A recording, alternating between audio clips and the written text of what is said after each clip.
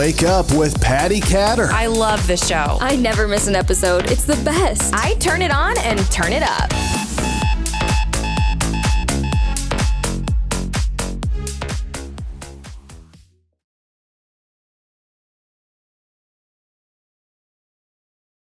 You're listening to and watching Wake Up with Patti Catter.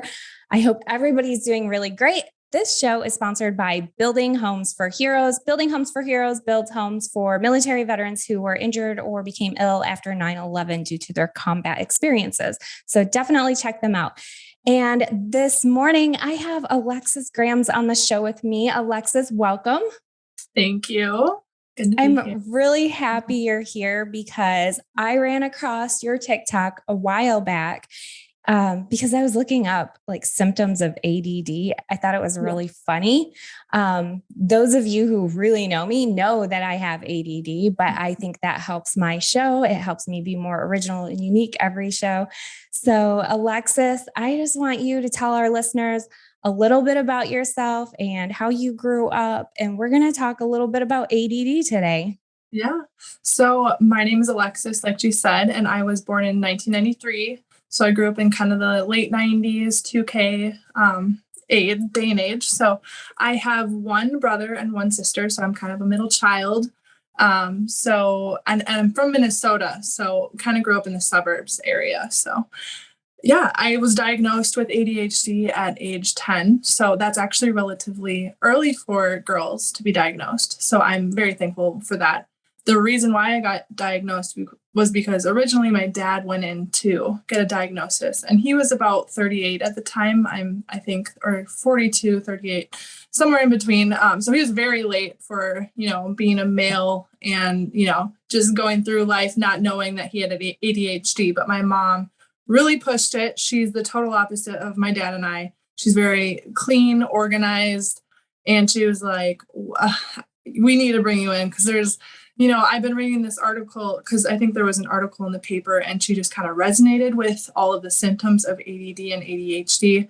And so she was kind of looking out for my dad in that. So he went into the doctor and the doctor was like, wow, you are off the charts ADHD.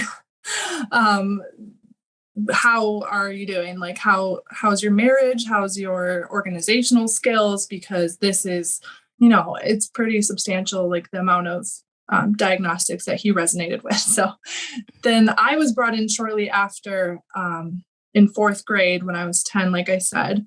My mom met with the teacher and my teacher was like, Alexis is looking out all of the windows and she's not paying attention. And my mom was like, well, isn't that normal? Just like looking out the window. And my teacher was like, there's no windows in the classroom. So I was basically just getting distracted by anything and everything. But it's not super present in girls.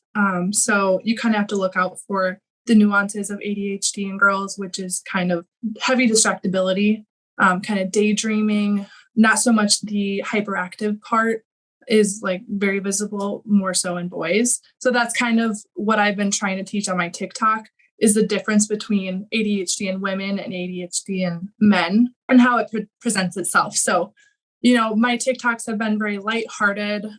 It's kind of therapeutic in a way because all throughout my childhood, I haven't been able to kind of connect with other people with ADHD. It's more so like a silent thing that I have kept inside, like, I don't want people to think I'm weird, or I don't want to play into that stigma of like, ooh, squirrel, or, things like that. So It's been fun. Yeah. Right. And I think that probably your TikTok too gives you an outlet to use your ADD to an advantage. I know for me, I use my ADD as an advantage because at least people that I know of with ADD like myself, we are easily, we think about things really fast paced, first of all, and like really fast paced. Watch Alexis's TikTok, you'll see. But I believe too that it's given me ideas. Like I have tons of ideas and I can run with them. And I love, for me, being a podcaster, it's perfect because every single guest is different and it's exciting to me. And it just is really fun to interview new people and get to know new people. Whereas if I were in an office setting doing the same thing every day, that would be so boring to me. Like I would be sleeping. So what are some of the things that you've talked about on your TikTok? So some of the things that I talk on my TikTok about, it's just kind of funny situations that I find myself in every day with ADHD. So a lot of them revolve around the different symptoms that I'm having. So whether it's like memory recall, not being able to remember things, going out of the room and immediately forgetting what I needed inside the room, just like silly things like that. And then I kind of mix in other educational videos because I think there's so many different things about ADHD that people don't know about, such as the sensory processing disorder, which can be linked to ADHD. So just things like that I get passionate about because I think it's so important to break the stigma of what ADHD is and also educate people on the different nuances of not disease, it's kind of a disability. I mean, a disability. Yeah. I know. Some people don't like the word disability either because I use my ADHD to my advantage, but it's also good to label that as a disability for the people that, they need extra time in those tests. They need different work accommodations too. So it's good to have that in the name for ADHD. Yeah. Mm-hmm. It's true. And it's also interesting to see some of the comments on your post because ADD or ADHD is not a one size fits all either. So the things that I'm really passionate about or the things that I submerge myself into, I actually remember really easily. Yeah. But it's more like the mundane things or the things that don't matter as much to me. I'll just forget about it. Yeah. And like a good example for how I've experienced that is, so back in college, I wanted to become a nurse. And so the first class I took was human anatomy and physiology. And so that was so fascinating to me, but the anatomy part and memorizing like every part of the bone, every part of the body was so boring to me. I'm like, this is brutal. And so there's two parts of the class. I ended up not doing very well in the anatomy, actually failing that. And then I did so well in the physiology because I was interested in how things work and like fascinated about it. So it's like with ADHD, it's really what you put your energy into. You can just can make it blossom or you can make it wilt and die. True. So you just have to focus on what you're really passionate about. So That's so true. And I think one of the other things I can't remember if it was your TikTok or not, but somebody was talking about how we can also be hyper focused on things. So I know a lot of people have asked me, geez, Patti, how are you? How are you a caregiver? How are you a podcaster? And you do this and this and this. And it's like, if I set my mind to do something, I have to do it. Like I can't not do it. Is that the same with you or no? Oh, definitely. And so it kind of goes in with me being impulsive as well. So I'll think of something that I really want to do, like say a TikTok video, and I will literally hyper focus for like a couple hours just trying to get the perfect shot. Most people by then will get so bored. I'm just like doing it over and over, and it's like almost like just in the zone. So it's really handy for things like that where you can just kind of power through the mundane part of it and just like, have a goal in mind and reach it. So it's definitely a superpower, I feel like, for me. It is. I know sometimes on Facebook, especially, I'll see moms writing things about, oh, my child was just diagnosed with ADD. How devastating. And I'll hype up and I'll be like, that's not devastating. Like it can be a challenge for sure. In school, it was a challenge for me. The classes that I did not like, I literally would fall asleep. So Mr. Secord, if you're watching this, he's probably laughing. But my teacher, he was my history teacher. When it was things that I was interested in history, I would stay wide awake and love it. But he was also my Bible teacher, and I fell asleep so many times in his class, in Bible class.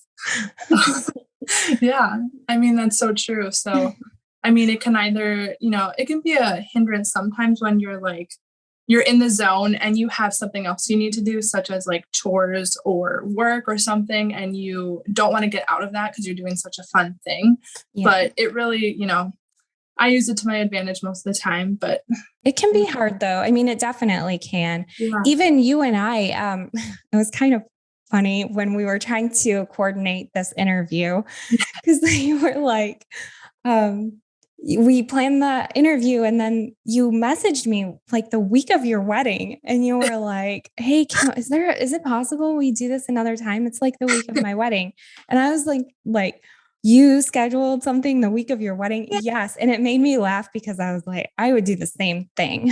And that comes with, not over promising, but I just have so much like energy sometimes. And like, I just have a lot of goals that like, sometimes I forget about the logistics of things before I actually, like think things. Well, I just don't think things through, really. So for example, this weekend I am doing a half marathon. Wow. Yeah. Don't even say wow, because I can't even run 2 miles. So back in June, I signed up for it. And I'm like, I'm going to do this. Not really thinking that, okay, it's like 95 degrees all summer. It's going to be very hard to train. I have my wedding coming up. I'm not going to have very much time with that. I have my honeymoon. I mean, there's a lot of excuses, but, I think being ADHD, I have a lot of energy and I have a lot of goals and, it can be hard to like maintain those goals, but at least it gives me, some motivation sometimes. Yeah. And are you the same as me as far as whenever I say that I'm going to do something, I will do it, or one of three things. I'll do it. Yeah. I'll die trying, or I am like kicking myself. Like, what did I say I would do? I mean, I'll do it, but I'll procrastinate sometimes, but I'll tell you what, that last minute, I always pull through. Yeah. Right.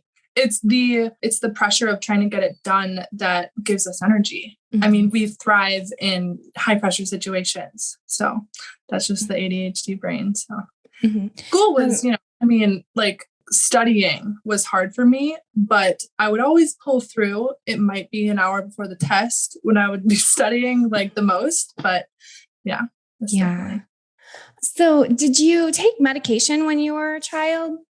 Yes. So right away, they put me on, I think, Concerta. And I tried a few different medicines medications throughout high school and middle school. So I think what worked for me the best was Adderall, just because it gave me that consistency throughout the day. Mm-hmm. So that's what I'm on right now. It's been a ride trying to figure out that balance. Yeah. What would you tell people who don't want to medicate their children? I think that obviously, your child the best. So if you think that they can manage without medication, there's definitely other ways that you can go about, teaching them about their ADHD. I think self-awareness is really important. So kind of getting them set up with either a therapist or a psychiatrist to kind of go through the struggles of ADHD and find solutions for how to organize their life better.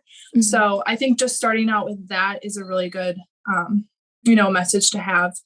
Just because, when I was a kid, I didn't have all the tools necessary for organization on my own. I had the medication, but I wish I did have a little bit more of, the organizational things taught to me as well. My mom was very organized, so she taught me a lot about how to keep my room clean, how to keep, like everything in order in physically, but mentally, and how to organize my schoolwork. I wish I did have a little bit more guidance on that. So.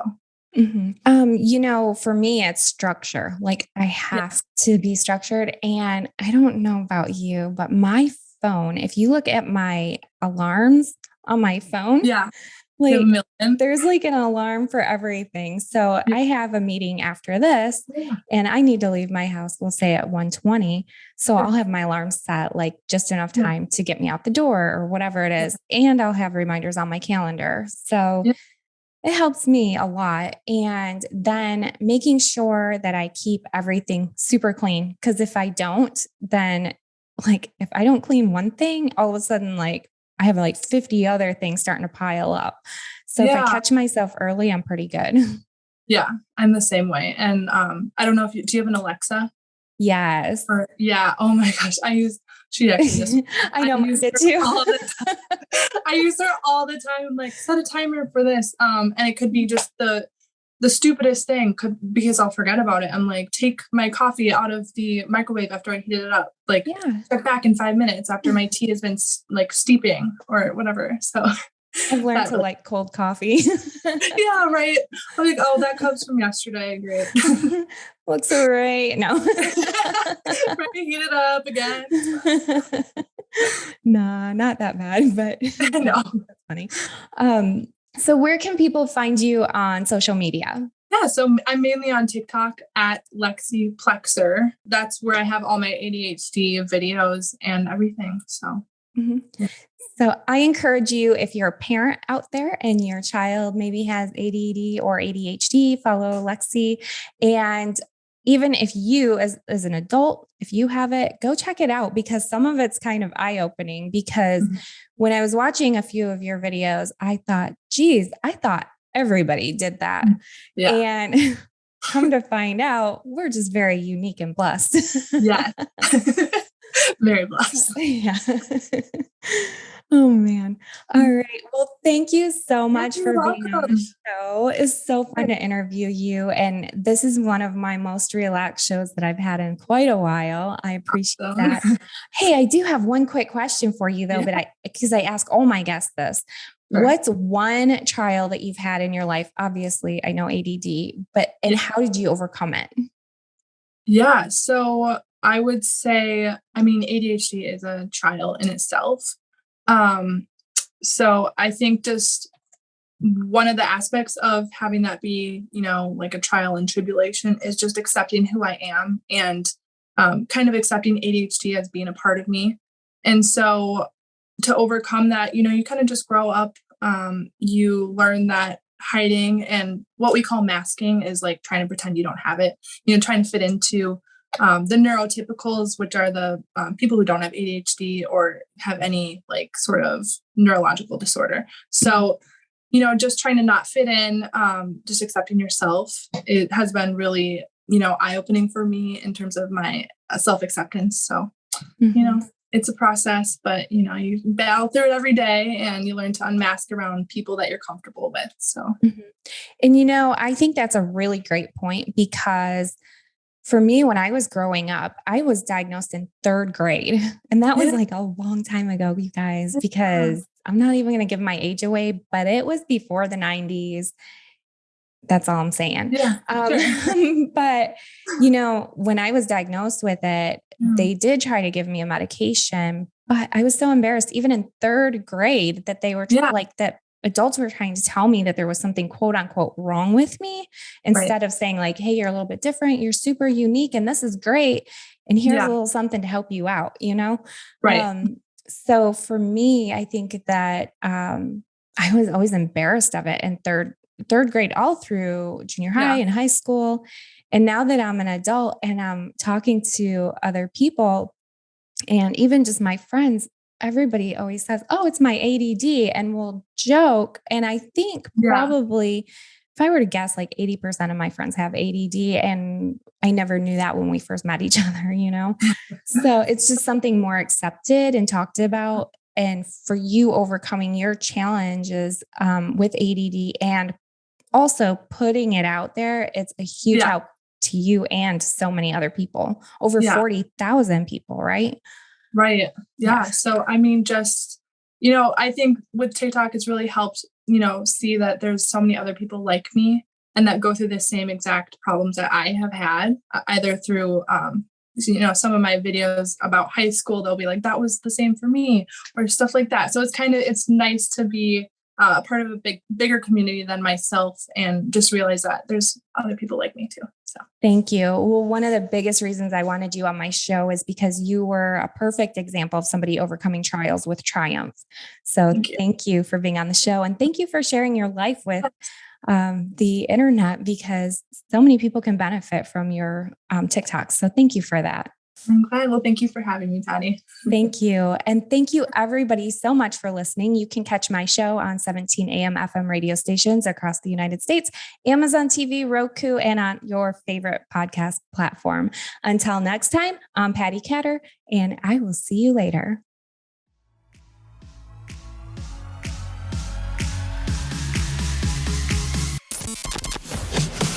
Thank you for listening to Wake Up with Patti Catter. Thank you. Thank you. Thank you, thank you, thank you for all you do. Follow Patti at Patti Catter on Facebook and Instagram. Get social. You can now watch Wake Up with Patti Catter on Amazon TV and Roku. It's the only podcast I listen to. Be sure to check out Patti's apparel line, The Patriotic Mermaid, at thepatrioticmermaid.com and on social media at The Patriotic Mermaid. I love it.